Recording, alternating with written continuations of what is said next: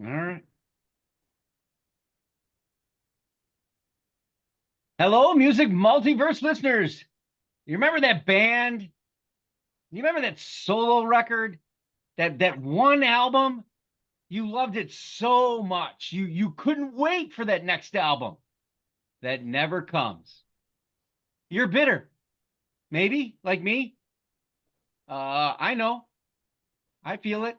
But then again, I'm bitter all the time. So tonight, panelist favorites, one album wonders. But before we allow them to share their favorites of one and done albums, please subscribe. Join us in our music obsession. Or wait a minute, maybe it's mine. Give it a shot. What's the worst that could possibly happen? That my guarantee that you'll find something completely new that you've never heard of comes true, and then I'm right, and you're hooked. And I mean, is that a bad thing? Maybe you stop watching some of those reruns of Gilligan's Island or Seinfeld. I mean, come on, they're not funny all the time. For our current subscribers, extra kudos tonight for watching this one. All right, we're going to give you extra points. They mean nothing, but whatever. Panelists tonight. The man who would have gone into cardiac arrest if the Grateful Dead had only done one album, the Grateful Dude. The man who sold at least one and done record at least once, I would think, Mr. Jeff Crichton. He's probably got some rock zinger one and done for us tonight. At least I'm hoping, because I kind of bailed on that side. Mr. Jeff Young. And then she thought it was going to be one and done. And here we are, still nearly 300 episodes in. 300 videos, nearly, almost. Wow. 300. My heart goes out for you, Sue. How are y'all tonight? Very well. Nice. Pretty good. Well, I'm sure this was easy, but difficult at the same time. So let's kick it off. Sue, number 5. Okay. I'm gonna break the rules real quick because I just couldn't decide. My number 5, there were 2 bands there, and they're kind of similar. They're not really similar, but they're kind of similar in my feelings towards them. So Mercy Playground 1987, and New Radicals, maybe even Brainwashed 1998. Okay. Mercy Playground, they had the song that got pretty big, Sex and Candy, made it all over the radio. And they did some touring there with Everclear, Dishwalla, and others. They had a really good sound. They had some talent going there. The singer had an interesting tone and voice. But if you do listen to the full album, it was like a, they needed some work, but I feel like they were trying to find their way, and I wish they would have stuck with it, and I'm not quite sure why they didn't. They're touring again this year. I heard that. I think With Everclear, I I think, actually. Yeah, I saw it was listed somewhere, but I can't find it now. Oh, Illuminate, yeah. And then the New Radicals, same kind of vibe. Like they had a couple really catchy songs. You Get What You Give. And then again, there were a couple songs on there. I think they centered around like drugs and that, and maybe that was part of their problem. I don't know that they were serious enough. I guess I shouldn't say that because I don't know them, but at the same time, there was a lot of talent in their writing skills, especially, and I think at least the lead singer went on. He grew in other ways. He became a songwriter, and he wound up penning some things for Santana. And I'm trying to think of what one that was, but it won a Grammy. The Game of Love. He also wrote for Enrique Iglesias, Rod Stewart, and Hanson. So, and I think some of the other band members did as well. So again, there was talent. It's just they couldn't. Whatever happened, it just didn't work for them. So that's my number 5. Is it? Let's go to Jeff Crichton. Okay, here we go. Number 5. A it's a great record from 1966. Okay, one and done. You know, I hate the term garage band because everybody played in the garage. Every band did, right? Right. But Count Five, Psychotic Reaction, Oh, nice. which Good is song. a great song. Like that Oh, song is like phenomenal. And they made one record, and what happened to them? All those kids, they went on to college. They were all in high school when they made this record. And so, but you know, but what a legacy they left with that one song, right? Yeah. So that's I've got an album for today with them about a month back.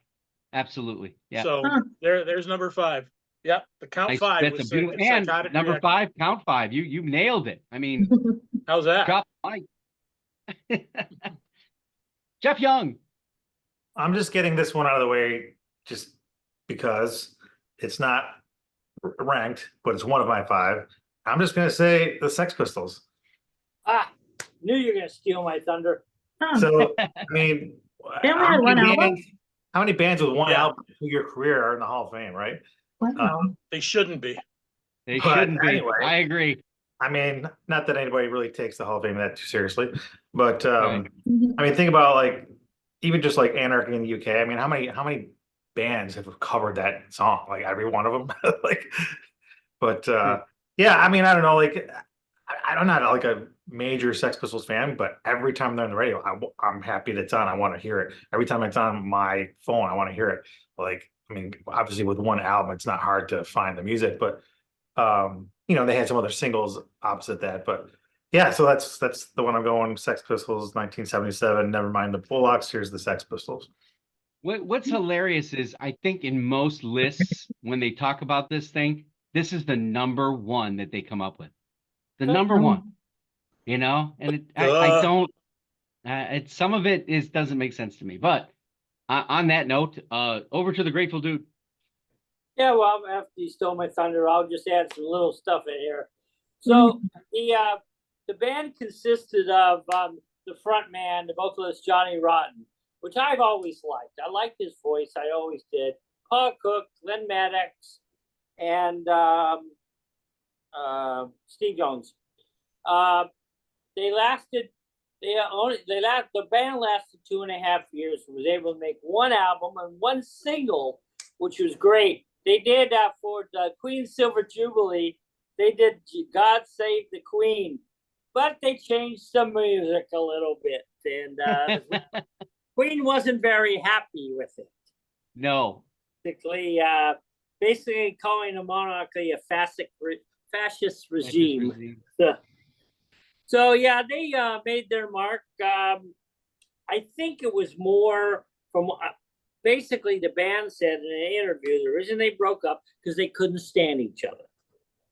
So, and I think yeah, that had a lot to do with it. You know, drugs, rock and roll, sex, everything else thrown into it. They weren't good. They weren't good. Yeah, I love it. I think they were okay, and I'm not a lover of punk, but Right. they definitely, as Jeff said, Young, that for a band that lasted so little, they've really made their mark. You know, really made their mark. Why? Yeah, well, I have a lot of friends who are Englishmen, and they absolutely love them. So, Yeah. Well, but there's not a lot to love, as they said, one album and a couple of singles, you know. Well, listen, they're in the Rock and Roll Hall of Fame, okay? As long as the Spice Girls don't get in, I won't lose my shit, I guess. Yeah, well. Well, that's why it's called they're Wonder. inducting- You wonder why. They're inducting Cher this year, so what can I say? Yeah, there are much better, more deserving bands. Actually, that would be a great show maybe later on down the road. Is there let's throw them out of there, like a band that did one album that deserves to be because they made an impression and changed the face of something. That would be a good show. We'll do the Hall of Fame show. The Hall of Shame. Yeah, the Hall of Shame show, right?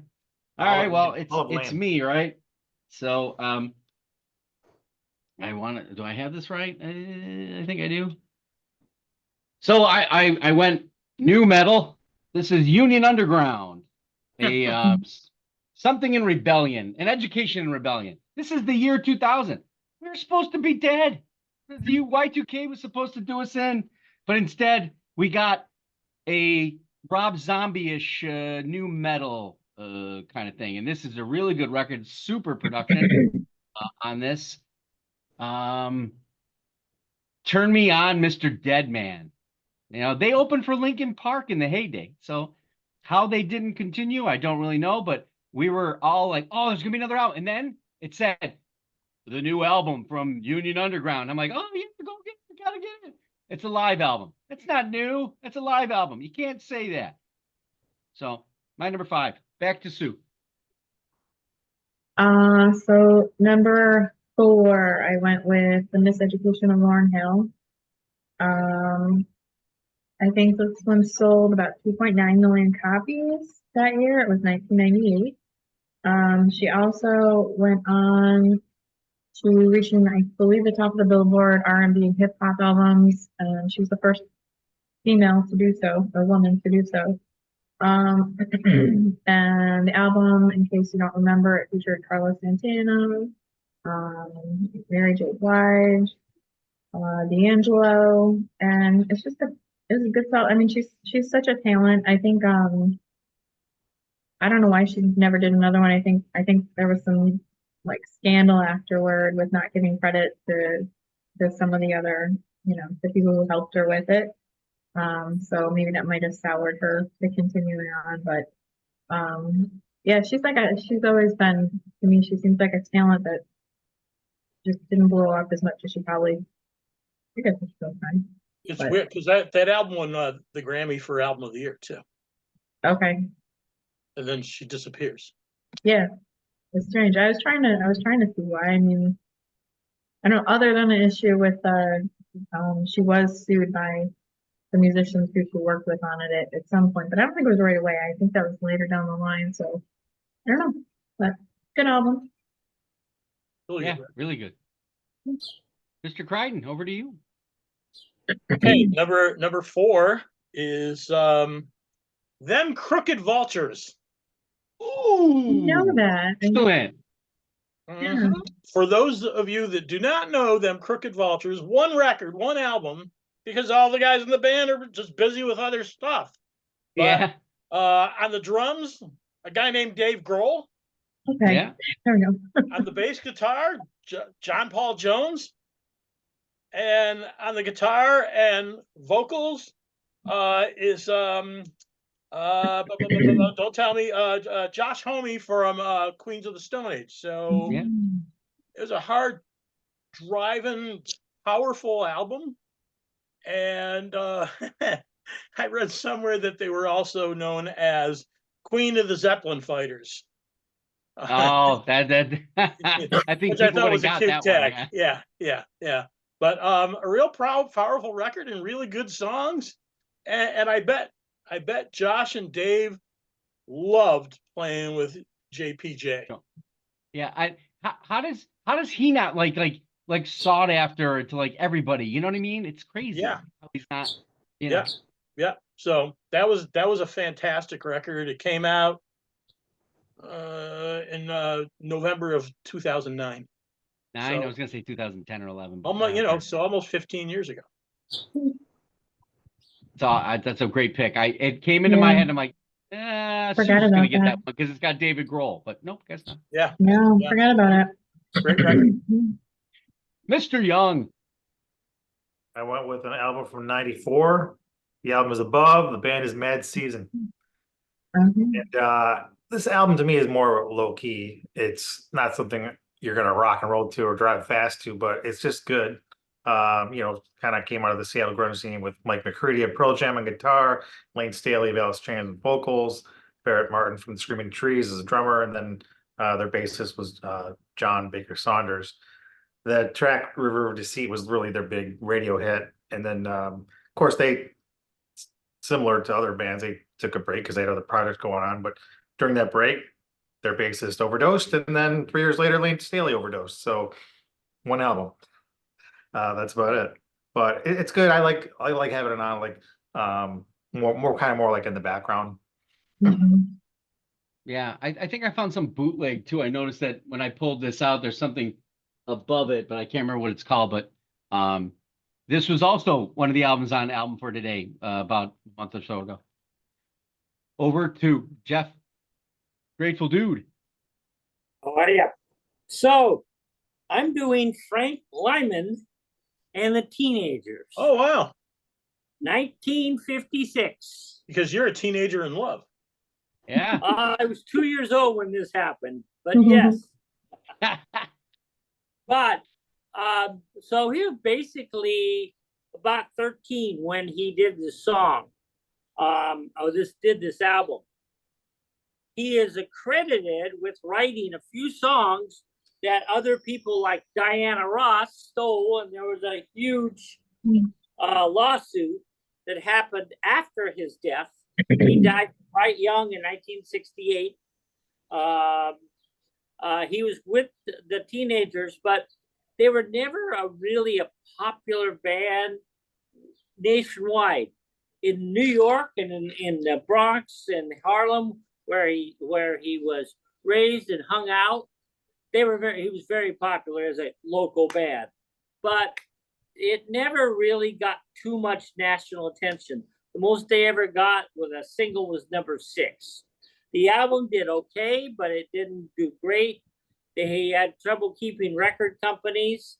And as I said, I'm not going to go into his death, but because nobody's really quite sure, but they're pretty sure drugs were involved. But yeah, drugs and teenagers. What can I say? But Mark, you told me earlier you had a little side note to this. No, not this album. Oh, Nope. okay, that's the next one. Okay. Nope. Mark, Different dead guy. Okay, I know where you're going. Okay.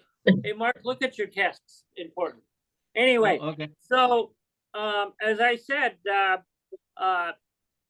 he had a great voice. I listened to the album yesterday, and it was for 56. It was very popular and very, I'm not gonna say cutting edge, but it was what people were looking for, especially in New York.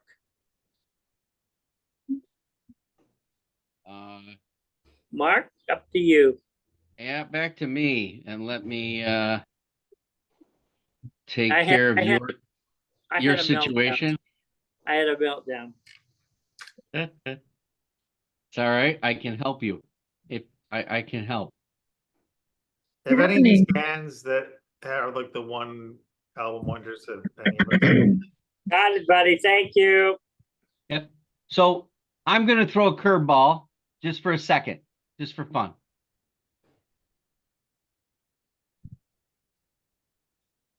When I heard this album, I was like, man, this is really good pop rock, well written. And I pulled it out of the used bin.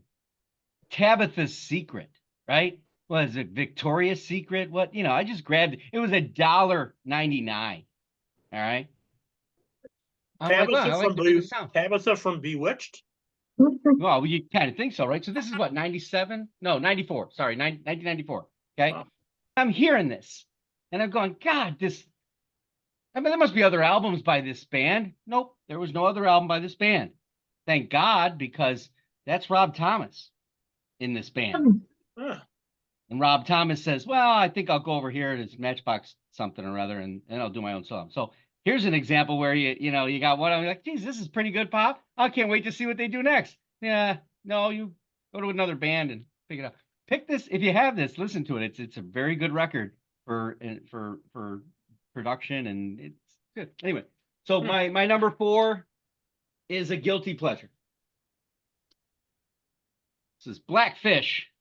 All right. So take your vocalist, kind of making them a Soul Asylum-ish kind of sound, and put them in a hair metal record rock album. I don't know if anybody, I know Sue and Jeff Young did because they were with me at the concert. Screaming Cheetah Wheelies open for him.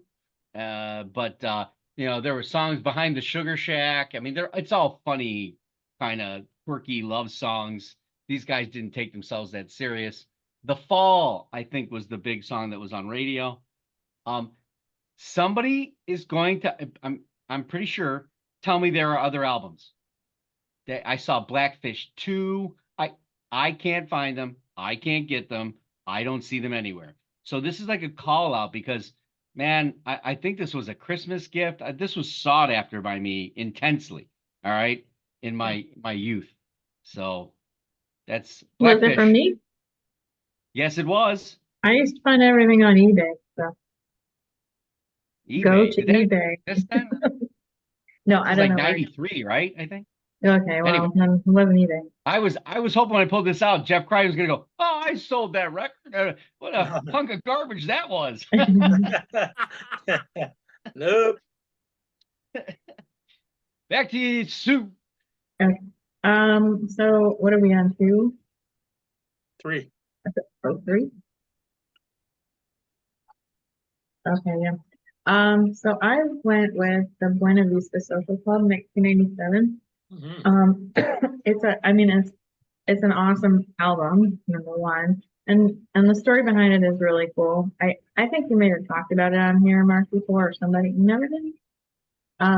So basically Ry Cooder was traveling to Cuba to meet with a group of musicians and they're gonna make an album, and then they didn't show, or it didn't happen. So he was there and he's like, okay, well, let's do something. And he called on like some legends, some older guys. I don't know them myself, but they're, like 79-year-old pianist Ruben Gonzalez, 89-year-old guitarist, 60-year-old singer Omera Fortunovo. And they wound up pulling together some incredible music. And I think they went on to sell 15 million copies. And Ry Cooder kind of considered it his plan B to what was supposed to have been, and it turned out probably 10 times better. So Ry Cooder also played on it. It was a 6-day project, and he, of course, brought in the guitar. But it's a beautiful album if you've never heard it. And I think there have been other albums, but not obviously these gentlemen. This was like a one and done experience. So Yeah. Kinda Who cool. stands up by Cooter? Oh no, I bet they're kicking themselves though. Yeah, boy, I blew it there, Bob. Yeah, I think you did, Timmy. Yeah. Mr. Crichton, what's your number 3? This album's a dream. Uh-oh. It's Western Wall, the Tucson sessions by Emmylou Harris and Linda Ronstadt. Oh, nice. It came out in 1999 after like a year or two after the two of them with Dolly Parton did the 2 trio albums, Right. Which were fantastic. But this duet album was the only one that the two of them did together.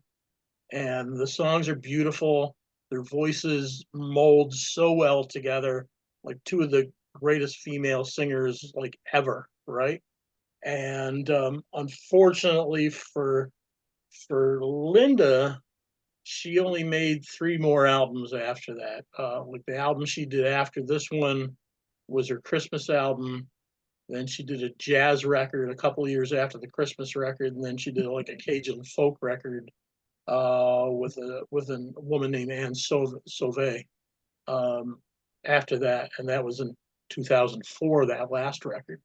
So Oh, wow. Okay. Linda hasn't recorded an album in 20 I don't years. think she went out of her house for that long either. Right. But the Western Wall, the Tucson sessions, if you've never heard it, and if you love Emmylou and Linda's voices separately or together, the record's beautiful. Is that both of them wrote, or is it one wrote and they both decided to sing together? Somebody else wrote? No, they did it together. They did it together. So it's almost in the same fashion of the Dolly Parton thing. They all wrote, they all came together, kind of. Yeah. And they did it. They did it in Tucson's, which is, I think that's where Linda, right? Yeah. Yeah. No, I have never heard that record. I don't think. I'm trying to place it and I can't. Yeah. I'm going to check that out for Great. sure. That's on my list now. Thank you. Mhm. Jeff Young, what do you have at number 3? 1995, Rainbow Butt Monkeys, Letters from Chutney. You know, while they are known really primarily as Finger 11, they almost never like they very, very, very seldom play anything from this album. And really, from the Rainbow Butt Monkeys to Finger 11, they really changed their sound and their style. So like this album really is more. It's got parts that are more like hard or heavy metal. It's got parts that are a little more funk. It's got some harmonies. It's got some not. It's just a really good album, but it's actually it's really nothing like Finger 11, which I still like too. They're still good there, but it's just not as hard as or hard metal, hard funk type thing. It's just a really good album, and I wish they would have made at least one more of them. But it just it's weird to think that you know that's seen as a successful album for them, having launched their careers, but I guess they just kind of like they don't want anything to do with it anymore, it seems. So anyway, Yeah, that's odd because there are songs on there that were radio play. Now, did they win the 97.7 Hits FM band or was that 107's? I don't remember. I thought it was Hits FM. I don't really know. I don't remember It might have anymore. been 97.7 Hits FM, It maybe. I was. don't know. Yeah, that was, hey, it's why we did That's Your Band Name. Great. That, yeah, that's a shame. But hey, we got Finger 11 for what, 6 more albums after that. So. Grateful Dude. Okay, so got another guy who's a one-hit wonder, one album wonder. Actually, maybe true, maybe not true for only one studio album, but there were 2 live albums by this gentleman too. But Mark doesn't count those, so we do not count those. So correct. They all have to tour. I'm talking about Jeffrey Scott Buckley. He has done one album which I've actually heard before I did this, and I lost the name. Pearl, Grace. I think it is.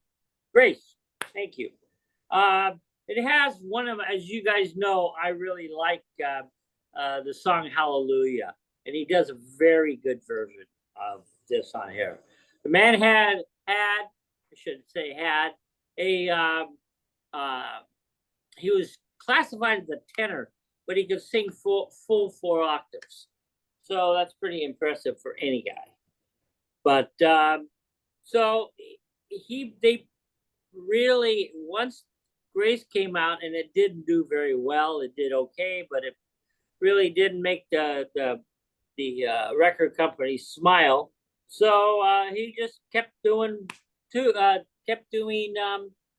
small tours, and unfortunately in 1997 he decided to take a swim in a lake and fully clothed, and got caught in a tugboat wake and was sucked under and wasn't seen for 2 weeks when one of those Mississippi cruise ships was going by and saw him caught in a branch. So another nice, not nice way to die. No. No. He got so much ink and so much hype that his dad never achieved. And his dad, Tim Buckley, is absolutely an incredible singer and artist that made some really good records, and he wound up ODing in like the late 70s.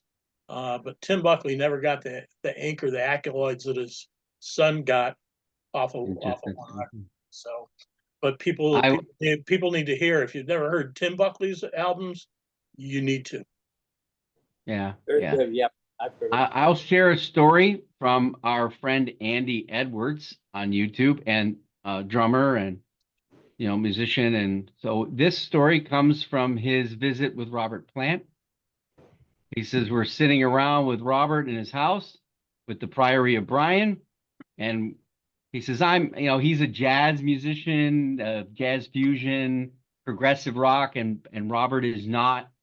He respects it and all that stuff, but he doesn't So they always put on albums. So what does Robert Plant do? He comes back, puts on an album, and he puts on Jeff Buckley.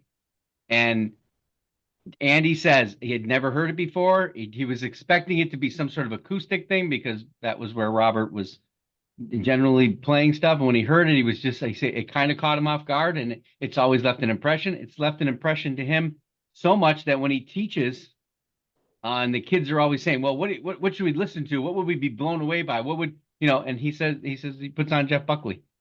He says because I think the kids think something has to be bombastic and overdone, and this is not, and it's but. I myself, I like the record. I kind of agree with Mr. Crichton that it's never wowed me. The Hallelujah, yes, that's a great cover. Maybe right up there with the original and one other cover of that song. The thing I But think of when I hear anything from Jeff Buckley, I wish I wish I could have heard it live. that may be the case, and we've talked about that many times. Like sometimes you don't get it until you see him live, right? Like Rush, I didn't get it until I saw it live. That helped me immensely. Yes, yes. Oh, it's me, isn't it? Sorry. Yeah, with the program. Yeah, with the program. Hey, I make the program. So I'm gonna go to the doctor. This is this is Greaves from The Watchmen with Rob Higgins, a bassist out of Canada. And I just, when The Watchmen said they were done, I'm like, I gotta find something. And Greaves' name showed up on this little gem. And this is not a Watchmen record. It doesn't sound that way. It doesn't act that way. It does put Greaves in a faster pace than The Watchmen. It puts it at like in all a lot of trickery going on production wise, and then Higgins, I believe, is doing some of the voiceover and yelling and screaming that goes on in here, which is different. This is a solid, good record, and I would have taken more pills from this doctor, but that was it. Was one and done. It is called High Is As High Gets. Probably what 2024 2004, yeah, 2000. Back to Sue for number 2. So my number 2 is I went with, and maybe this is controversial, I don't know. I went with The Verve, Urban Hymns, 1997. I do. So they broke up. I think it was 1998 or 1989. The guitarist left the band. They did reunite in 2007, and I think they released another album, but I consider it a different lifetime. So because it has a different time than I listen to, but Bittersweet Symphony is such a cool song, and the rest of the album is just such a nice listen. Lucky Man, The Drugs Don't Work's on it. Just a lot of talent, and I didn't really look into why and what happened, but yeah, I wish they would have stuck around and put out a few more. I know there was a lot going on in '97 and a lot of bands and a lot of competition, so who knows, but that's my number 2. Yeah, in actuality, their discography is probably more than one record. Although thank God they disbanded, because Richard Ashcroft by himself is fantastic to listen to as a solo artist. He doesn't need all the whistles and bells to pull off the same kind of sound, etc. And even have you heard it, Mark? Have you ever listened to an album or no? The Verve? Yeah. I have every album. Oh, okay. Yeah. All right. Yeah. I don't see, that's a normal album. I don't get to listen to normal albums too. I'm sorry. I'll start putting more normal albums on. I'm sorry, but Okay. they had a Storm in Heaven in '93, Northern Soul in '95, Urban Hymns was the 3rd record in '97, and 4th came out in 2008. That's weird. Okay. Well, anyway, I'm sticking with them. That's okay. You had your double in the beginning, so you're still free and clear. Yeah. And you're my wife, so I just want to set the record straight, because I'm sure the comments are coming and go, The Verve, that is 4 albums. I was okay. I thought maybe you were going to say the Verve Pipe, and then I'm like, no, I think they had 2 albums, and then there's probably some other Verve. I did not know that. I learned something Verbena, but new. maybe Verbena. That would have worked out, right? Didn't they only have one record? Yeah. Jeff Crichton, number 2. So number 2 is another supergroup. Put out a record in 1977. It was Nick Lowe, Dave Edmunds, Billy Bremner, and Terry Williams had an album called Seconds of Pleasure, and they called themselves Rock Pile.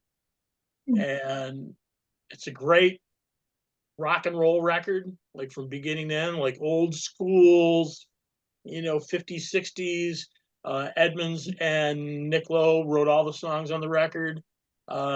It's got a great feel from beginning to end. And then they were done after that record. But they did tour behind this record because I saw them open up for Van Morrison at Shays back in 1977, and they blew Van Morrison off the stage. And Yeah, really totally different. That's a bad choice of openings, right? I mean, yeah.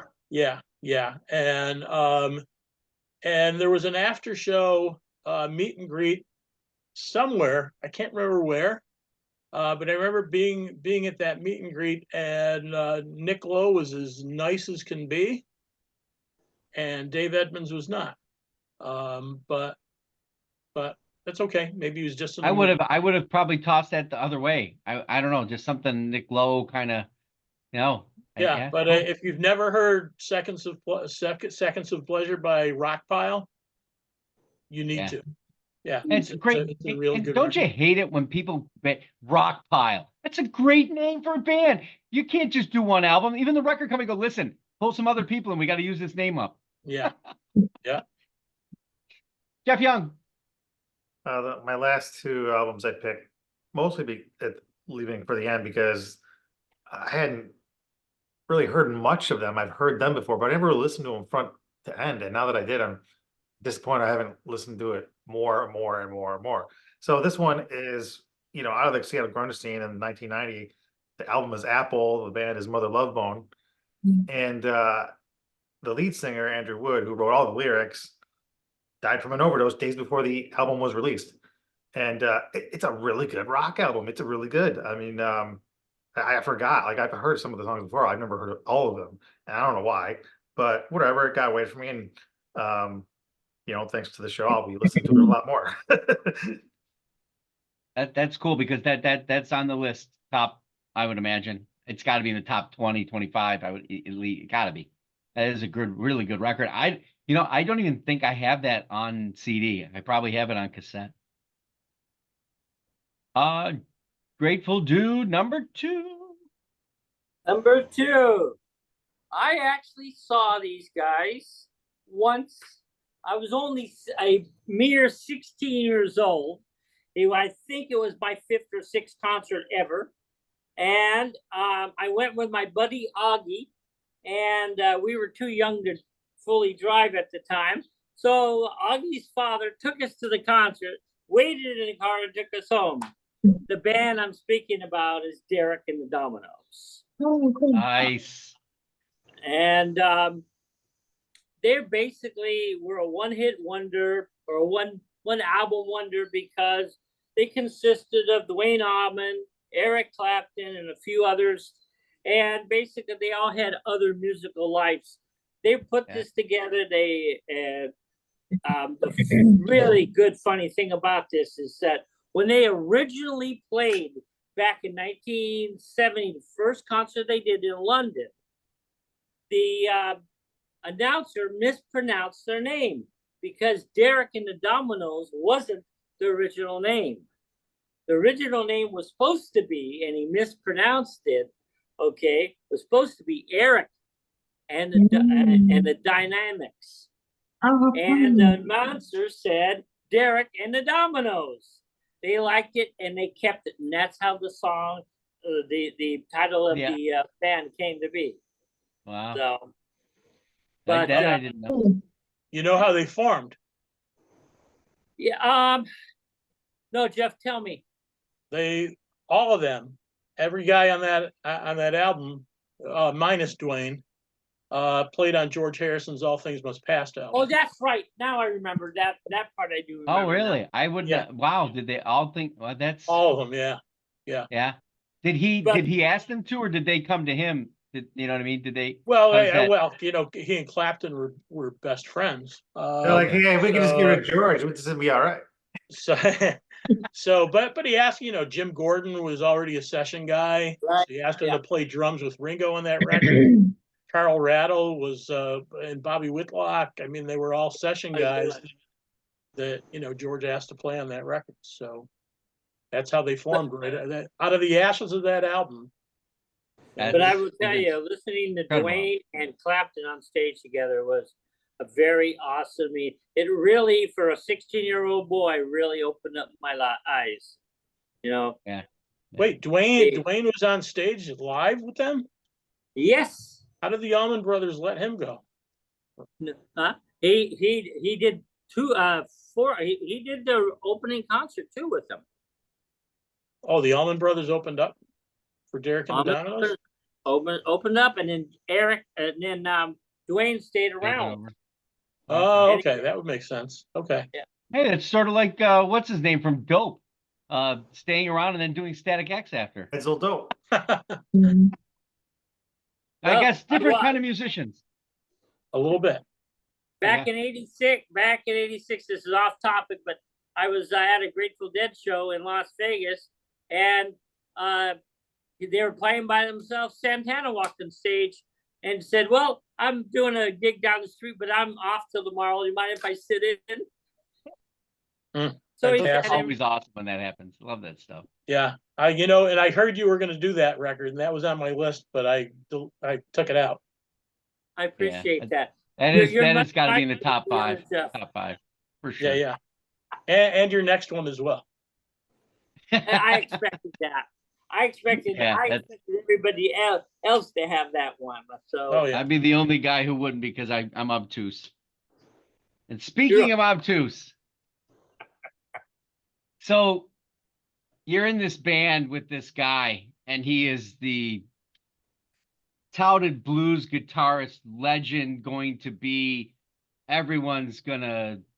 he's gonna rule the world, and he dies the next day. Now what do you go? Now what do you do? How do you put your band together? You know, you're just a backing band, right? I don't know, maybe you call up Charlie Sexton and you say, hey, let's make a record and let's call it Archangels. If you wanted something close to Stevie Ray Vaughan, this is as close as it's going to get. The way it's delivered, the way it's handled.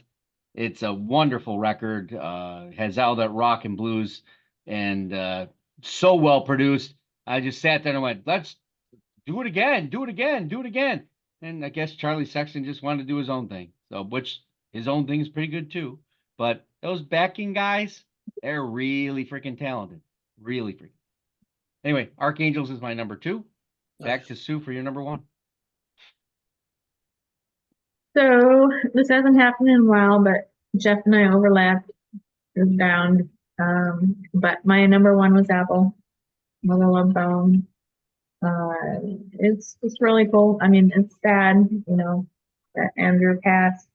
Would have been interesting to see what happened, but like Jeff was saying, the songs are all really good. It almost sounds like an experimental album in a way. Some of the write-ups about it are that it is grunge, and I don't know that if it meets the grunge factor, but there's definitely lots of shades of influence in it, and then also you can definitely see where pieces of it, of the style of the flow, carried on with some of the other performers who went on to be like, you know, in Pearl Jam and other bands. So anyway, really good album. I have nothing else to say. Yeah, pretty underrated album for sure. Well, it's hard though when you have something like that happen, then you know. Well, your timing's wrong too, in what they were doing at the time too. You know, you're fighting the monster of what was going on. It's tough. That's why it's great to go back in those times and discover certain albums. Yeah. Jeff? You were So, gonna say something? so so if I may defer before I get to number one. See, I definitely would have had Layla and other assorted love songs in there. Funny how Clapton wrote those songs about Hattie Boyd Harrison. And that would have been in my top 5, as well as the dude's next one that I will not mention. However, I had a few honorable mentions. One of which was the Lauryn Hill record. Another would have been the one and only album from The Laws from Liverpool. Yeah. Record came out, I believe in the 90s sometime, and they didn't have a hit with "There She Goes," but "Sixpence None the Richer" did. Yeah. But that album was like jingly jangly Britpop perfection, and the band broke up because they wanted to be perfectionists in the studio, and that's why they ended. I also have the Lindsey Buckingham Christine McVie record that they did together. It's the only album they did together under their name, even though Mick Fleetwood and John McVie played on that record too. And the only reason they didn't call it a Fleetwood Mac record was because Stevie Nicks did not want to be on it.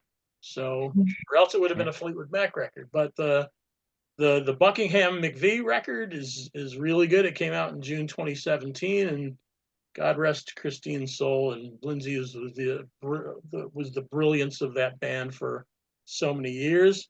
And then the only other honorable mention was the album by another band classified as garage rock, The Remains, whose self-titled album came out in '66. They wound up being opening for the Beatles on their very last tour in '66. And Barry Tashin, who was the leader of that band, they had, there's a garage band classic by them called "Don't Look Back," and that's a great song. But the Remains album, Barry Tashin, their leader, years later wound up being in Emmylou Harris's Hot Band, and so the Remains remain dear to my heart. That one album that I still have on wax. Really? And so my number one album, by default, because Derek and the Dominoes and Blind Faith are not, are oops. What? Is nobody heard that, right? So Dennis Wilson's Pacific Ocean Blue is, the Forgotten Wilson brother really came out on his own. And Dennis was really like a lost soul because he wasn't a great drummer. He was kind of like along there for the ride. He's the best looking guy out of the Wilson brothers. Girls dug him. He was a party animal. He hung around with Charles Manson, unfortunately. Was he on Home Improvement? Was that the Wilson on Home Improvement? No, and Dennis, had his problems with drugs and alcohol, and it's unfortunately he was out sailing in 1983 and fell, was drunk on his boat and fell off and drowned. And he was actually in the middle of recording a second solo album called Bamboo. But his the album Pacific Ocean Blue that came out in 1977 is a gem, and in fact, it might have been even better than some of the Beach Boys albums of the later '70s, which were a little spotty. But that would a be little. That would be, everyone's afraid. Everyone's afraid to say that, but it's true. It's true. Yeah. But Pacific Ocean Blue, great record. Yeah. Classic. I don't know. It's legendary. It's one of those that I'm like, I have it. But anyway, Def Young, number one. Okay. I don't have as many honorable mentions, just 12. Just kidding. I don't have any. So I picked one that's really more hard, heavy metal. And again, I never really listened to it the whole way through, but I've heard some of the songs. But I think it's really good. I don't know, maybe nobody else will like it, but this is the one I picked. Damage Plan. The album is Newfound Power from 2004, which actually was the original name of the band. Was Okay. Newfound Power. But this is post Pantera. The brothers, Dimebag Darrell and Vinnie Paul, created this after they were done with Pantera. Then they got a different vocalist, Pat Lockman, who was also the guitarist for Rob Halford's solo project, a la Judas Priest. And he'd also played guitar for Killswitch Engage. And I guess he's currently with a band called Diesel Machine. But what's funny is, like, a lot of people know the story that Dimebag Darrell got murdered on stage with 3 other people from a crazed fan, but it was actually during a Damage Plan show. It wasn't during a Pantera show. And so the track "Save Me" was the first single released. There were some videos played at the time. This is 2004, so there was still Headbangers Ball on MTV and things like that. The one track, which is called "FU," includes guest appearances by Corey Taylor, a la Slipknot and Stone Sour. It includes Zakk Wylde, Ozzy Osbourne of Black Label Society, and also includes Jerry Cantrell from Alice in Chains. Yeah. And Cantrell is on another track called "Ashes to Ashes," which was actually used in the soundtrack to The Punisher. Well, it's called The Punisher, the album. I remember that now. They got mixed reviews critically from what I've seen. Not a lot written on it, but it's a really good straight ahead hard rock. Yeah, I gotta get that. I keep forgetting about that one. I was diving into the Pantera side, and I saw that, and then it struck me. That's right. Jerry Cantrell. There's a guy who like John Paul Jones. You got to have this guy on your record, right? He can. Yep. Plays a mean. His guitar sound is definitely different than anybody else. Grateful Dude. What bring us to church? I'll bring you to church, baby. Have the faith. Blind Faith, an English supergroup. Only did one album, and only as a whole only did about 8 concerts. Yep. They consisted of Steve Winwood, formerly of Traffic. Yeah. Eric Clapton, formerly of Cream. Everything. And my number one, I'm going to get a lot of flack on this one.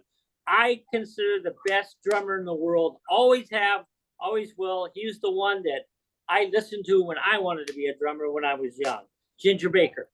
He's Ginger Baker. I agree. That's a damn good number one. But Ginger Baker's fabulous. But anyway, we'll go back. And Rick Gretsch. Now, I did get to see. Now, I was too young. I would have been 15 when they played, and I was barely out of nursery school at that time. So, but I would have gave my left nut to be able to see that band. But in '84, I got some of my dreams back. I got to see Eric and Winwood at the MGM Grand. Okay. Just by themselves, no opening act, nothing. Only the 2 of them on stage acoustically. That's cool. That was memorable. It really was. It really. So wait, it was acoustic? Both of them acoustic. They did So a he tour played together. piano, no organ? They did a tour together in the late guy, 90s. Man. They did a tour together in the late 90s. Yep, they also did one in 2003, 2007, 2009, and 2000. Yeah, because I have that album. I have that live album. Cool. Yeah. This was never recorded. This was, I believe, an impromptu. I was living in Vegas at the time. Okay. And it was only usually, when they have big names, they usually, broadcast them months before the show. This was only announced 3 days before the show. So it was something, but it was really, really intense.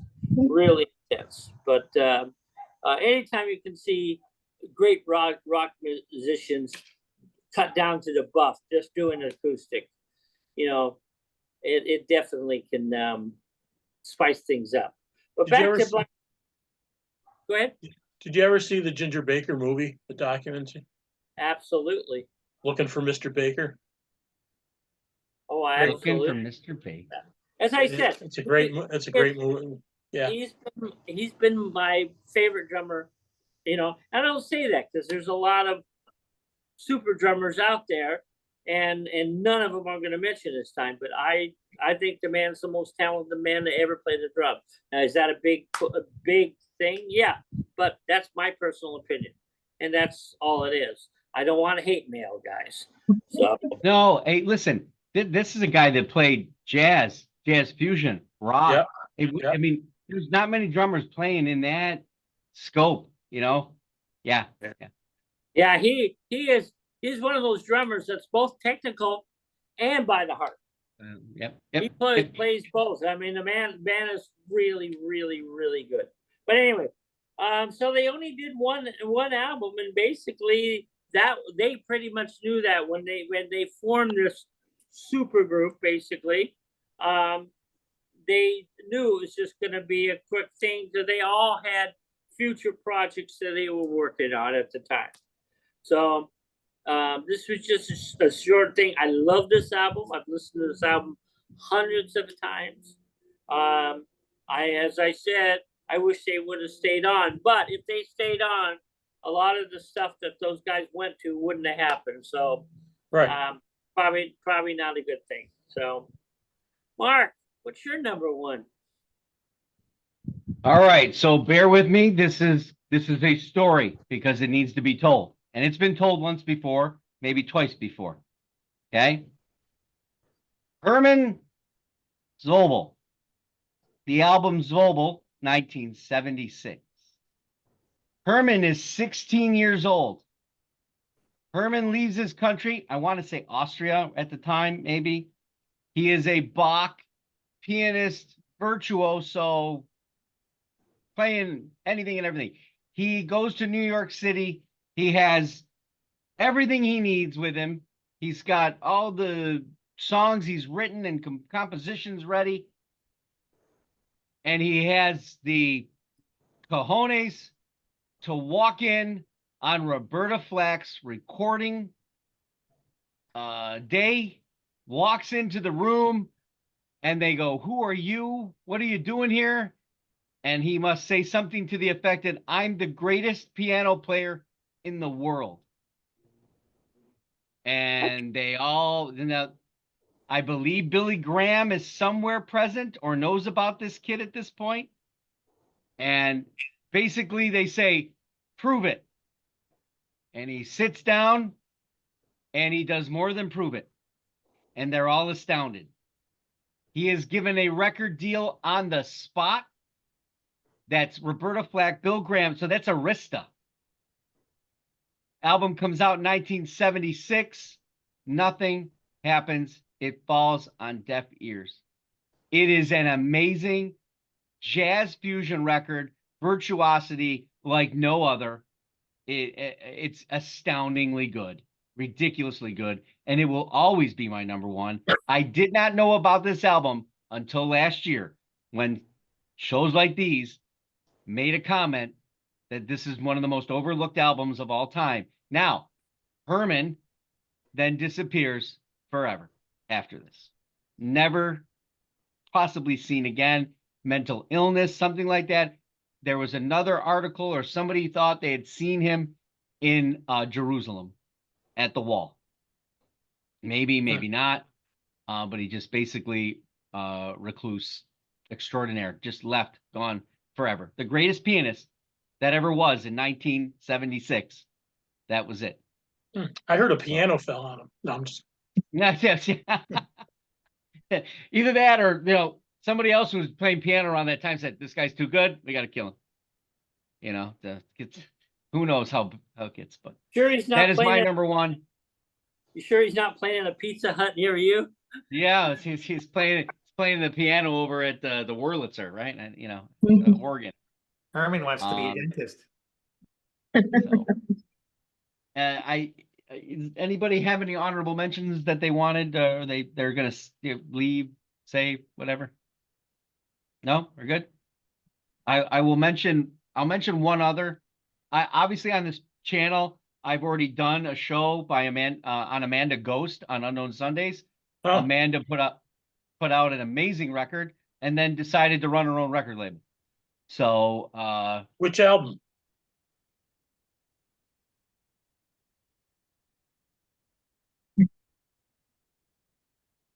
where am I? There she is. I forgot the title of it. Ghost Stories. I worked that record. Hey, We put that record out on Warner Brothers. Yeah. This is right in the wheelhouse of what was going on. I had electronic edge to it. It had good sound, the quality, production was fantastic. But this was the only record she would do, and I think she became the first female record label runner at that point. So, and she caught a lot of flack, supposedly destroyed things, blah blah blah, all that good stuff. But she's still around today. She actually now I think she's producing movies with her husband. So, Wow, good for her. But, that's a great one and done. And then I forgot about this record. Dusty Trails. This is the duo Vivian Trimble of the Co-Stars and Luscious Jackson, along with Josephine Wiggs, formerly of the Breeders. Trimble provided the vocals, Wiggs did the harmony. This is a completely stripped down kind of album, not like the bands that they were in. I want to say somebody said they compared this to like a 60s kind of feel, like Brazilian style or French. That might be a little bit weird in its thing. But Emmylou Harris is on this record and a song called Order Coffee. So those are my two honorable mentions. I want to thank the panelists for joining me tonight. This was a lot of fun. We knew it'd be a good show. There's plenty of others out there. Just all you got to do is go through a record bin and you'll find them. Not everybody gets the spotlight, unfortunately.